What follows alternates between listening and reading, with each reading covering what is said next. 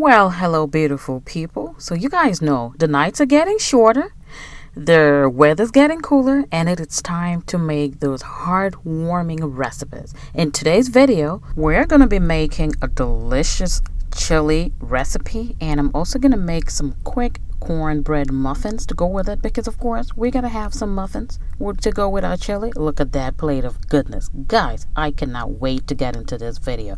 So, let's get right into the cooking.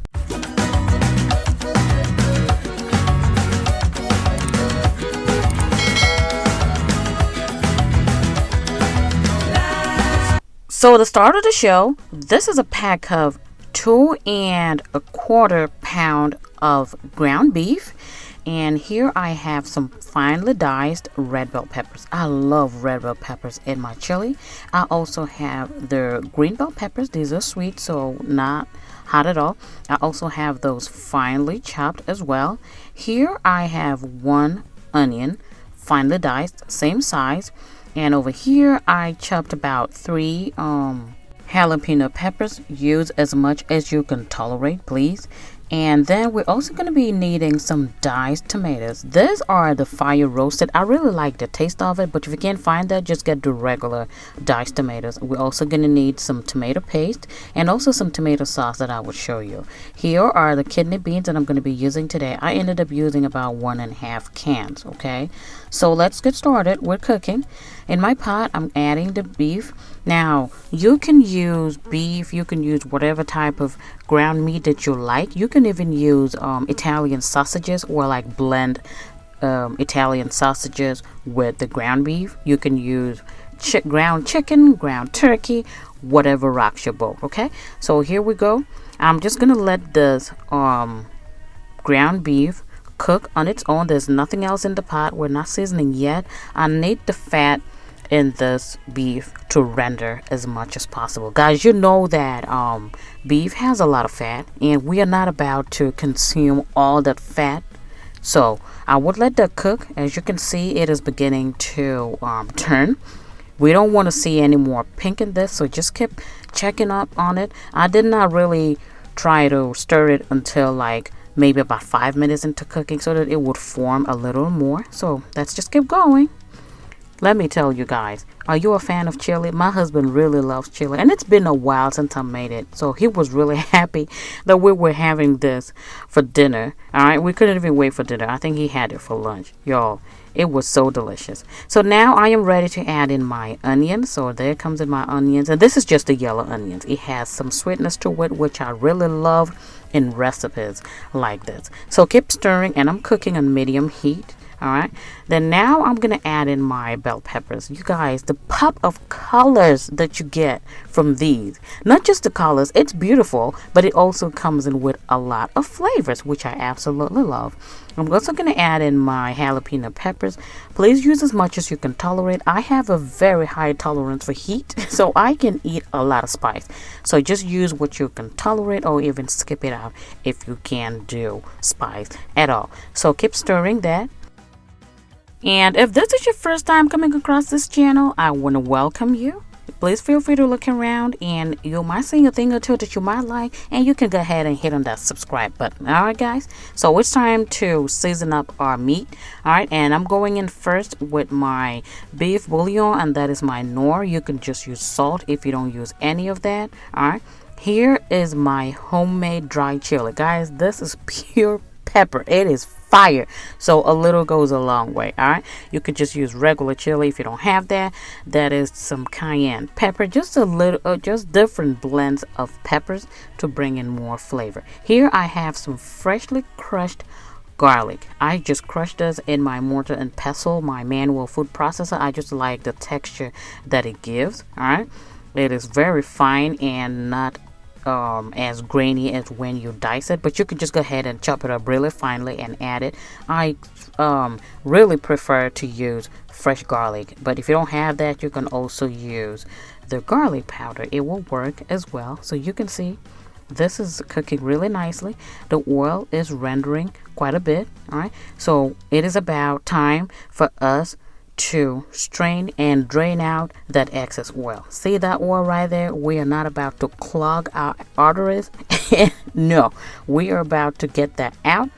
Personal preference, do what you like, but I highly suggest that you take this out. So I'm going to head off camera and drain out the excess oil. And now I will go ahead and add in my tomato paste. I think I ended up adding about 2 tablespoons of tomato paste. Tomato paste just adds a lot of richness to this. Now I'm using my chicken better than bouillon. This is really concentrated and really high in sodium, so a little goes a long way. Please, please, please don't be heavy-handed on that. It is really salty, okay? So I just used less than a tablespoon of that. And I'm going to go ahead and incorporate all of that. Make sure that the tomato paste breaks down evenly into the meat sauce that we're making. If you're enjoying this video so far, go ahead and give it a thumbs up, because I promise you, you would not be disappointed, girl. You would not be disappointed. We're having fun over here, making it happen, and just having a good time in the kitchen. My role, my aim, the sole purpose of this channel is to make cooking more enjoyable for you and less of a hassle, less of a chore, alright? So if that's what you're here for, stay with me, girl. We're going to do this. Now I'm going to add in my diced tomatoes. When it comes to cooking, especially something like chili, you just have to taste as you go, because our palates are all different. But I would tell you exactly what I'm using. So in comes in my tomato sauce, and they are the same amount. I think they're about a 14 or 15 ounce can. So I use 1 14-ounce can of the diced and 1 14-ounce of the sauce. Again, taste as you go. Something like this is really hard, but I will let you know exactly what I use. All the ingredients will be listed in the description box with measurements of what I use. So now I'm going in with some Worcestershire sauce. Guys, you can use soy sauce if you don't have this, but I like this because it gives me some sweetness, because I did not add brown sugar to my chili. Just a personal preference. I don't like sugar in my chili. Now I'm going in with about a cup of some beef broth. You can use chicken broth. You can use whatever you want. This is what I have handy. So I'm going in with about a cup of that. You might think that it looks like a lot of liquid, but I like to slow cook mine, so it is going to give it a perfect consistency. Some people like theirs a little thicker. Some people like there's a little, something that they can actually sip a little on. So it just depends on you. So cook it down as much as you can. Now, to make it really rich and have the nice thick consistency, I am going in with 1 can of tomato soup. This is different from the tomato sauce. It has its own consistency and its own flavors. So 1 can of that, and I think that's about a 10-ounce can. Again, all the ingredients will be listed in the description box below. So we're still building up our flavors. Now it's time to add our kidney beans. Like I said, my preference, I really like beans a lot, so I added in 1.5 can. You can just do 1 can, okay? That will be enough. And rule of thumb for me personally, I like to rinse up my kidney beans. I don't like that thick kind of slimy liquid that it comes in. I cannot stand it. I don't like it. But if you don't mind, that's fine. But I rinse mine, just run it under the tap like cool water and rinse it off completely, and I like it just the way it is. So there we go. I've added that in. Now once you add in all of that, you want to add in your spices, and you want to cover this and let it cook. Now, one really good tip that I have is to use cinnamon. I'm only using about 1 teaspoon of cinnamon. Guys, I know my buzz, I was telling him about my chili that I made, and I talked about, oh, the cinnamon smells so good, and he said, you put cinnamon in your chili? I know about that. I was like, well, have you tried it, sir? Anyway, try it if you've never tried it and let me know. I am going in with more spices because it was just not giving me that kick that I wanted. But again, your palate, your way. Feel free to do what you can tolerate, okay? So now, another tip that I have for you, okay? We're still building up on this consistency. I am going to add 1 pack of this beefy onion soup mix, okay? This is by Lipton, and I really like it. We're just going to add 1 sachet of that. Now, you could do either or.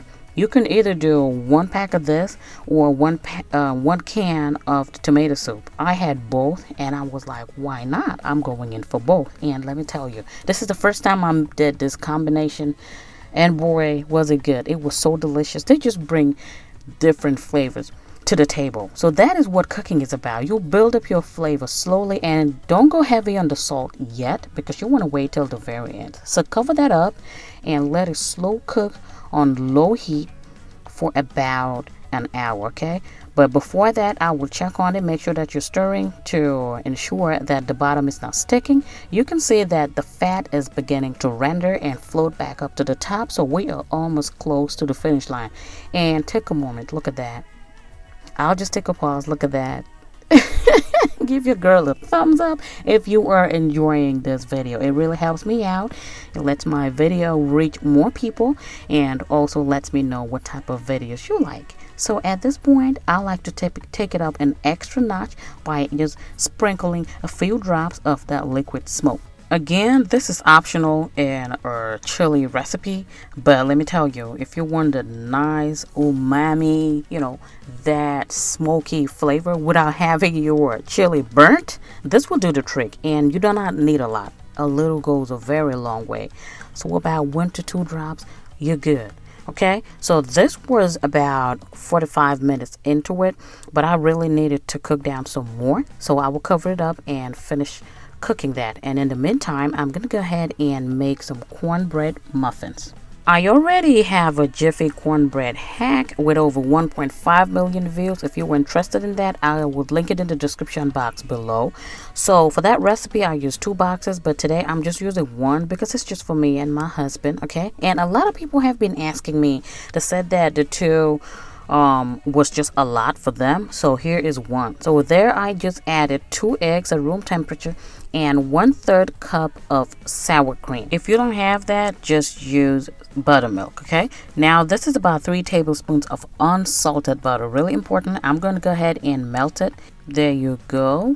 Make sure that it's not hot at all. We're also going to add some vanilla, and I'm using 1 teaspoon of pure vanilla extract. I like my cornbread, especially muffins, on the sweeter side, so I'm adding about 1 tablespoon of honey. It also adds to the texture of the cornbread, and it's going to be so delicious. It's not going to add a whole lot of sweetness, so just go ahead and combine all those wet ingredients. Once they combine, go in with your 1 pack of Jiffy. This recipe is perfect for somebody living alone or just 2 people. I got a lot of people asking me for me to tweak my cornbread recipe for like single or double serving. So there you go. So just simply pour the batter into your cupcake pans, and we are ready to bake. Your oven should be preheated at 350 degrees Fahrenheit and not 400 degrees, okay? So we're going to bake this for about 30 minutes or until a toothpick inserted comes out dry. And by this time, my chili has cooked down and it has reached the desired consistency that I like and enjoy. Oh, goodness. Guys, let me tell you. This is so delicious. And of course, we're going to add in some cheddar cheese. I love my chili with some cheddar cheese and also a dollop of daisy. Okay.